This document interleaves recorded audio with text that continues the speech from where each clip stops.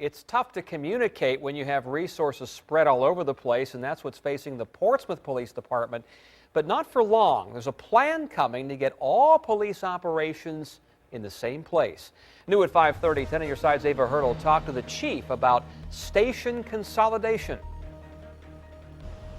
Close to 250 sworn police officers plus support staff will soon work under one roof at this 5-story high-rise building. It's directly behind City Hall. We're going to be consolidating services that are currently spread out in 7 different buildings into one police facility, and 801 Water Street will become police headquarters. So that means moving day is coming to buildings now leased for police administration at 700 Crawford Street, next door where fiscal and personnel operations are housed, also forensics at 307 County Street, internal affairs at 309 County Street, plus 311 County Street where criminal investigations is located.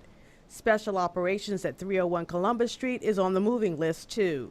Chief Ed Hargis believes it'll make the department more effective. It's going to improve our efficiency as far as moving paperwork around, information sharing among the units, face-to-face contact rather than through emails. And he contends that improved communication will mean a faster response to crime. We get back with the citizens quicker than what we have in the past. It's one-stop shopping when they come to police headquarters. If they need detective bureau, all detectives are in one spot. They're not going to be moved from one area, one building to another building. We'll all be centrally located. But turning an office space into police headquarters will mean some renovations as far as transferring phone lines, installing technology, and more. Holding cells, interview rooms, things that you don't normally find in an office building setting now have to be incorporated to make it a police facility.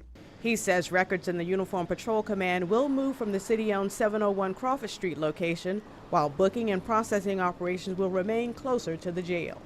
In Portsmouth, Ava Hurdle, 10 on your side. And Ava tells us City Council voted last month to spend close to $3 million to purchase the building, and Chief Hargis says that other city departments are assisting with logistics until police work out a detailed moving schedule.